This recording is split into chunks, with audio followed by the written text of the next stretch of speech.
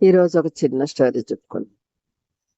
మనుషుల ఆలోచనలు ఎలా ఉంటాయో వాటి కోసం చెప్తున్నా. ఒక రోడ్డు మీద ఒక అతను వెళ్తూ వెళ్తూ ఆలోచిస్తున్నాడంట. ఏమనంటే, ఇప్పుడు నేను రోడ్డు మీద వెళ్తున్నా, ఏదన్నా యాక్సిడెంట్ అయ్యి ఒకవేళ నేను చనిపోతే దేవుడి దగ్గరికి వెళ్తానా వెళ్ళనా అని. సరేనని అలా ఆలోచిస్తూ, అసలు నన్ను చూస్తాక ఎవరైనా వస్తారా, నన్ను హాస్పిటల్కి తీసుకెళ్తారా, లేకపోతే వచ్చిన వాళ్ళు సత్తే సచ్చాడులే అనుకుంటారా అని తనకు తానే ఆలోచిస్తున్నాడంట. అనుకోకుండా ఒక వెహికల్ వచ్చి ఆయన ఆలోచనలో ఉంటాడు.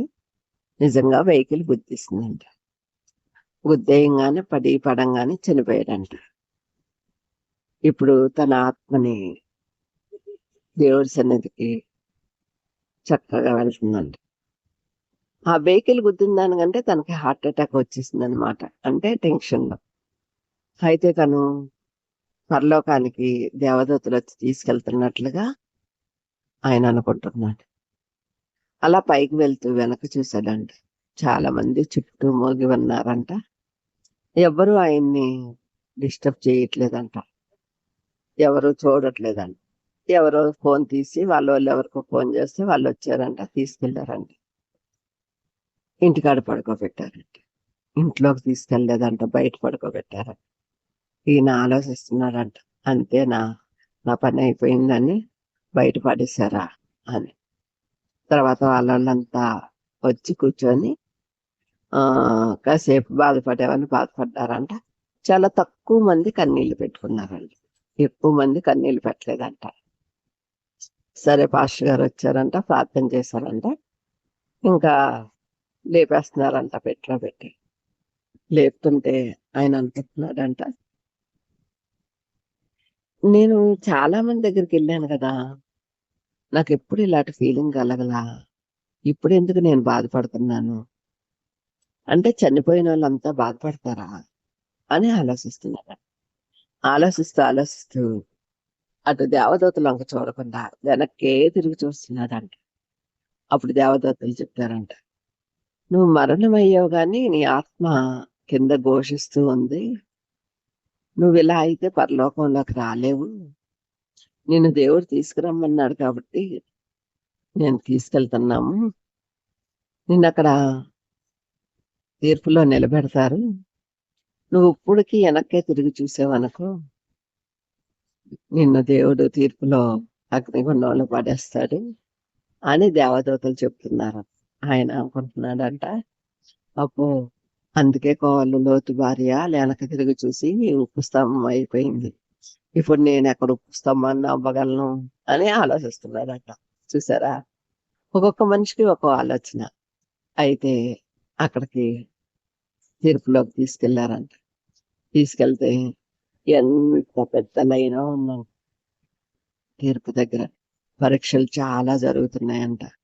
ఇతనంట లోపలికి వెళ్దామని ఎంత ట్రై చేసినా ఆ గుమ్మం దగ్గర ఆపేస్తున్నారు. లోపలంతా పరిశుద్ధుడని అనేక జనాంగం ఆయన్ని స్తుతిస్తూ ఉన్నారంట. ఈయన ఆ లోపలికి వెళ్ళడానికి చాలా ట్రై చేస్తుంటే ఎవ్వరూ రానివ్వట్లేదంట. నీకు ఇంకా సమయం ఉంది, నీకు ఇంకా సమయం ఉంది అంటున్నారా. సరే ఏంటి ఆ సమయం ఉంది అనుకుంటున్నాడంట. గాని తను ఈ భూమి మీద జరిగినవన్నీ గుర్తొచ్చుకుంటున్నాడు. నేను అందరికీ మంచి చేసా కదా, కానీ నన్ను ఎవ్వరూ పట్టించుకోలేదు, నన్ను ఎవరు బాగా చూసుకోలేదు అక్కడ, కానీ ఇక్కడ దేవుడు బాగా చూసుకుంటాడు నన్ను అని ఆలోచిస్తున్నాడు. అయితే గుమ్మం దగ్గర ఉన్న ఆయన అన్నారంట, మీకు ఇంకా సమయం రాలేదు, మీరు వెళ్ళిపోవచ్చు అని. వెళ్ళిపోవచ్చా? ఎక్కడికి వెళ్ళిపోవచ్చు, నేను ఆల్రెడీ వచ్చేసాను కదా అంటే, లేదు లేదు, మీకు ఇంకా సమయం రాలేదు, మీరు చివరి దశలో ఉన్నారంతే, వెళ్ళిపోవచ్చు అంటే. సరేనని వెనక్కి తిరిగి చూశాడంట. ఇంట్లో పడుకొని ఉన్నాడంట. ఏంటి నేను ఇంట్లో పడుకొని ఉన్నాను, నాకేమైంది అని లేచి ఇంట్లో వాళ్ళని అడిగితే, మీరు రోడ్డు మీద పడిపోయారు, ఎవరో తీసుకొచ్చి ఇంటికాడ పడుకోబెట్టారు, ఇంటికి తీసుకొచ్చారు. మీరు అంతా బాగానే ఉన్నారు అన్నారు డాక్టర్, అందుకని పడుకోబెట్టాము. ప్రస్తుతానికి కొంచెం డల్ గా ఉన్నారు, కొంచెం కాసేపు అయితే లేచిపోతారు అని చెప్పారు. మీరు నిజంగానే లేచారు, మాకు చాలా సంతోషం అని. అప్పుడు అదంతా ఆయన ఊహని, ఆయన డిప్రెషన్ లోకి వెళ్ళాడని ఆయనకు అర్థమైందంట. ఇప్పుడు ఆయన అనుకుంటున్నాడంట, దేవుడు నన్ను ఇంకా లోపలికి రానివ్వట్లేదంటే నేను ఇంకా భక్తి చెయ్యాలేమో, నేను నా భక్తి సరిపోలేదన్నమాట. అంటే నాకు పరలోకానికి దేవుడు అవకాశం ఇవ్వాలంటే భూమి మీద ఉండగానే నేను సమకూర్చుకోవాలన్నమాట. ఇన్నాళ్ళు నేను చేసిందే భక్తేమో, నాకంటే భక్తులు లేరేమో అని నేను అనుకున్నాను. నాకంటే చాలా మంది ముందున్నారు అక్కడ నేను చూసిన దాన్ని బట్టి అని ఆయన ఆలోచించుకుంటూనే ఉన్నారంట. ఒకరోజు ఆలోచించారంట, 2 రోజులు ఆలోచించారంట, 3వ రోజు దైవ సేవకుల దగ్గరికి వెళ్ళి ఇలా ఇలా జరిగిందని చెప్పారంట. దైవ సేవకులు అన్నారంట, లేదన్నా, అక్కడ జరిగింది మీరు చూసింది అంతా నిజమే అయ్యుండొచ్చు, కానీ భూలోకంలో ఉండగానే మనం పరలోకం కోసం ఆలోచించి పరలోకానికి ఎలా చేరాలో అందుకనే దైవ సేవకులందరూ వాక్యోపదేశం చేస్తున్నారు. వాక్యానుసారంగా నడిచిన వారు, ఆయన ఆజ్ఞలను అనుసరించి నడిచిన వారు, ఆయన ఆయన ఎదుట కన్నీరు కార్చి ప్రార్థన చేసిన వారు, ప్రతి శ్రమలోని సంతోషాన్ని తీసుకున్నవారు, అలాగే ఆయన ఎల్లప్పుడూ ప్రతి విషయంలోని స్తుతించేవారు, ఆయనకి కృతజ్ఞతాస్తుతులు చెప్పేవారు, ఆయనకి ఇష్టలై ఉంటారు. అలా దావీదు ఉన్నాడు కదా, దావీదుని చూసి మనం నేర్చుకోవాలన్నమాట. యవ్వన కాలంలో యేసేపు ఉన్నాడు కదా, యెహోషువ తన ఇంటి వారందరితో ఆయన్ని సేవిస్తానని చెప్పాడు కదా, దానియేలు రోజుకు 3 ప్రార్థన చేశారు కదా. ఇలా అని దైవ సేవకులు చెప్తుంటే ఈయన ఆలోచనలన్నీ పరలోకానికి వెళ్ళాను, పరలోకంలో ఉన్న జనాంగాన్ని చూశాను అంటే నేను ఇప్పుడు ఇంకా సానదేరాలన్నమాట. నేను చాలా లోలో ఉన్నానన్నమాట. అందుకనే దేవుడు ఇంకా రానివ్వలేదన్నమాట. నేను ఇక్కడి నుంచి ఇంకా భయభక్తులతో ఉండాలని ఆశపడ్డాను. ఆశపడ్డప్పుడు దేవుడు కూడా ఆ ఆశను తీరుస్తాడు కదా అని ఆలోచించాను. ఇలా రోజు పరలోకం కోసం కళ్ళగంటూ మొదలు పెట్టాడంట. పరలోకం ఇలా ఉంటది, బంగారు వీధులు ఇలా ఉంటాయి, నేను నడిచి వెళ్తుంటే దేవుడు చక్కా సింహాసనం పై నుండి ఆయన చూస్తాను అని ఇలా ఎన్నో కలలు కంటున్నాడంట. అలాంటి సిచ్యువేషన్ పక్కింటి ఆయనకు వచ్చిందంట. పక్కింటి ఆయన పూజ చేస్తూ ఉంటాడంట. ఆ పూజలు చేసి ఆయన ఈయనతో చాలా ఫ్రెండ్లీగా ఉంటారంట. ఇద్దరు స్నేహితులే, ఒకరు చర్చికి వెళ్తారు, ఒకరు పూజ చేసుకుంటారు. అయితే తిన భావాలన్నీ ఆయనకి చెప్పారంట. ఇలా ఇలా జరిగింది ఫ్రెండ్, నేను ఇలా పరలోకాన్ని చాలా బాగా చూడగలిగాను, దేవుడు నన్ను ఎందుకో ఇంకా టైం ఉందని వెనక్కి పంపించాడు, లేకపోతే ఈ పాటికి నన్ను మోసేసేవారు పెట్టిలో పెట్టి. నేను పెట్టిలో పెట్టినప్పుడు ఎంతమంది ఎలా వచ్చారో చూశాను, అందులో నువ్వు కూడా ఉన్నావు, నువ్వు కూడా చాలా బాధపడ్డావని చెప్పాడట. చెప్పినప్పుడు ఆయన కూడా సేమ్ నాకు కూడా అలాగే వచ్చింది, నేను చనిపోయానంట, నా వాళ్ళందరూ ఏడుస్తున్నారంట, నా కోసం పెద్ద ఆంబోతు లాంటి కేది లాంటి ఆంబోతు వచ్చిందంట, ఆంబోతు మీద ఎక్కించి తీసుకెళ్తున్నారంట. అక్కడ నిప్పుల గుండం ఉంది, ఒక పక్కన స్వర్గం ఉంది, ఆ స్వర్గంలో రంభా ఊర్వశులు మేనకలు ఉన్నారు. అయితే ఎటు తీసుకెళ్తారా అని ఎదురు చూస్తున్నాను, కానీ అక్కడ కూడా తీర్పు పెట్టారంట. తీర్పు పెడితే పైకి కిందకి కాకుండా మధ్యస్థంగా నిలబెట్టారంట. అయితే ఆ తీర్పు కోసం చాలా రోజులు వెయిట్ చేయాలి అని చెప్పారంట. ఇప్పుడు నేను అటు ఇటు కాకుండా అయిపోయాను, నేనేం చేయాలి, ఇంటికి వెళ్ళాలా, లేకపోతే పైకి వెళ్ళాలా, లేకపోతే ఆ గాధంలోకి వెళ్ళాలా అని ఆలోచిస్తున్నాను. అంతలో నాకు మెలకువ వచ్చేసింది. నేను లేచి చూస్తే ఇంట్లో మంచం మీద పడుకొని ఉన్నాను. అంటే అప్పుడు వాళ్ళిద్దరికి వ్యత్యాసం కనపడిందంట. ఇప్పుడు దేవుని నమ్ముకొని ఆయనకి వ్యత్యాసం కనపడిందంట. నువ్వు అనర్గళంగా పరలోకాన్ని చూసావు, నేను స్వర్గాన్ని చూడలేకపోయాను. సరే పోనీ నరకాన్ని చూసానా అంటే నరకాన్ని కూడా చూడలేదు. మధ్యస్థంగా ఉండిపోయాను. ఇప్పుడు నేనేం చేయాలో నాకు అర్థం కాలేదంటే, అందుకే చెప్పా కదా, నాతో చర్చకొస్తా ఉండు, మంచి మాటలు వింటా ఉండు. నీ దైవం నీదే అనుకో, నా దైవం నాదే అనుకో. కానీ ఒక మంచి ఎవరు నేర్పించినా నేర్చుకోవాలి కదా ఫ్రెండ్ అని అతనికి చెప్పాడంట. అతనికి కూడా సంతోషం అనిపించిందంట. నిజమే కదా, మంచి ఎవ్వరు నేర్పించినా నేర్చుకోవాలి కదా అని. ఇద్దరు రిటైర్ అయిపోయిన పర్సన్సే కాబట్టి ఇద్దరు వాకింగ్కి వెళ్ళాలంటే ఇద్దరు వెళ్తారు, టెంపుల్కి వెళ్ళాలంటే ఆయన టెంపుల్కి వెళ్తాడు, ఈయన చర్చికి వెళ్తాడు. ఇలా ఇద్దరు స్నేహం బాగుంది. ఇప్పుడు ఏం చేద్దాం అని ఆయన ఆలోచిస్తూ ఉన్నాడంట పక్కింటి ఆయన.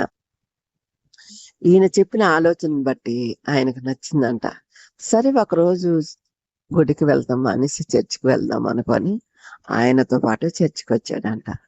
చర్చికి వచ్చి కూర్చున్నప్పుడు అక్కడ పాటలు పాడి ప్రార్థనలు చేసి అనేకుల కొరకు మరి వాక్యోపదేశం చేస్తుంటే, నిజమా చర్చి ఇంత బాగుంటుందా, నాకెవ్వరూ చెప్పలేదే, నేనెప్పుడు మనుషులను చూసి వీళ్ళేంటి ఇలా ఉన్నారు అనుకున్నాను, చర్చి ఇంత బాగుంటుందా అని స్నేహితుడితో అంటే, అవును నేను కూడా ఎప్పుడు నీకు ధైర్యం చేసి చెప్పలేకపోయాను, ఎందుకంటే నువ్వేమన్నా ఫీల్ అవుతావేమో అని అంటే, అయ్యో నువ్వు ఇన్నాళ్ళు చెప్పకపోవటం తప్పు చేసావు, నేను ఆలకిస్తానో లేదో, నేను తిడతానో లేదో అవన్నీ అనవసరం, నువ్వు నాకు చెప్పి చూడాలి కదా, నాకు అసలు ఇంత అద్భుతంగా ఉంటుందని నేను ఊహించుకోలేదు, నా మనసు ఇన్నాళ్ళు చాలా బాధలో ఉంది, ఏ రోజు నీకు చెప్పుకోలేదు, ఈ రోజు నాకేంటో మనసులోంచి బాధ అంతా తీసేసినట్టుంది, చాలా హ్యాపీగా ఉంది, ఈ రోజు నేను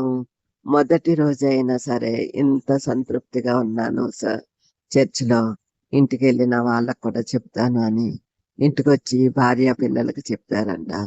మళ్ళా వారం భార్య పిల్లల్ని తీసుకొని చర్చికి రావటం మొదలు పెట్టారంట ఆయన. ఇంకా పూజలు పునస్కారాలు అంటారా వాళ్ళ ఇష్టం అది, కానీ చర్చికి రావటం మొదలు పెట్టారంట. ఇతను ఒక్కడే వెళ్ళేవాడంట ఇంతకి, ఇలా భార్య పిల్లలు వచ్చేవారు కదంట. ఇప్పుడు పక్కింటి భార్య పిల్లలు ఆయన వెళ్తుంటే ఈ భార్యకి పౌరుషం వచ్చి ఈయన భార్య పిల్లలు కూడా రావటం మొదలు పెట్టారంట. ఇప్పుడు స్నేహితులు రెండు కుటుంబాలు కలిసి దేవుడి సన్నిధికి వస్తూ ఉన్నారంట. చూసారా, ఒకరి ఆలోచన ఒకలా ఉంటది, ఇంకొకరి ఆలోచన ఇంకొకలా ఉంటది.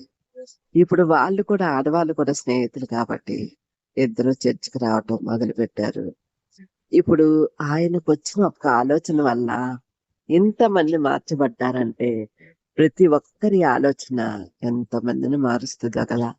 మనం సువార్త ప్రకటించుచున్నాము అని అనేక సార్లు దైవ సేవకులు ఎందుకు చెప్తున్నారంటే, తెల్లని వస్త్రాలు వేసుకొని బైబిల్ పట్టుకొని మనం వెళ్తూ ఉంటే దేవుడి బిడ్డలు వెళ్తున్నారు అని వాళ్ళు సంతోషపడతారు. అంటే వాళ్ళు దెయ్యం బిడ్డలన్న అర్థం కాదు. వాళ్ళ మనసులో మనం దేవుడి బిడ్డలమని ఒక ఒపీనియన్ వచ్చేసింది ప్రతి ఒక్కరికి. దేవుని బిడ్డలు అంటే ఆయన సృష్టికర్త, ఆయన నిర్మాణం చేసిన మనం ఆయన బిడ్డలమని ప్రతి ఒక్కరి నోట అన్యులు ఒప్పుకుంటున్నారు. కానీ మనమే ఎలా ఉన్నామో మనల్ని మనం సరి చేసుకోలేకపోతున్నాం. చిన్న ఆలోచనే ఒక పెద్ద గుంపుని తయారు చేస్తుంది. అంటే ఏంటంటే, మనం చిన్న వాళ్ళమే, దేవుని దృష్టిలో ఎప్పటికీ మనం తల ఎత్తలేని వారమే. కానీ ఆయన స్నేహించాడు, ఆయన హత్తుకున్నారు, ఆయన ప్రేమించారు, ఆయన మనల్ని ఉన్నత స్థానంలో చూడాలనుకుంటున్నారు, నిత్యమైన కృపతో నింపాలనుకుంటున్నారు. ఆయన ఎల్లవేళలా మనకు తోడై ఉంటారు. ఆయన ఎప్పుడు మనల్ని జ్ఞాపకం చేసుకుంటూ ఉంటారు. చూడండి, మన శ్రమలు వచ్చినప్పుడు కన్నీరు కార్చి ప్రార్థన చేస్తే ఆయన మన పక్కనే ఉండి ప్రతి విషయానికి జవాబిస్తున్నారు. ఇలా కదా దేవుని స్తుతించటం, దేవుని ఔన్నత్యాన్ని మనం తెలుసుకోవాలి కదా. ఇప్పుడు ఆ రెండు కుటుంబాల్లో దేవుడి సన్నిధికి వెళ్తూ ఉంటే పక్క వీధి వాళ్ళు కూడా ఆశ్చర్యపోతున్నారంట. అబ్బో ఎన్నాళ్ళు ఇన్ని పూజలు చేసేవారు ఈ ఆడవాళ్ళిద్దరు, ఇప్పుడు మగవాళ్ళు వెళ్తున్నారని ఇద్దరు ఆడవాళ్ళు హ్యాపీగా చర్చికి వెళ్ళిపోతున్నారు. ఎంత గొప్ప విషయం అని ప్రతి ఒక్కరు మాట్లాడుకుంటున్నారంట.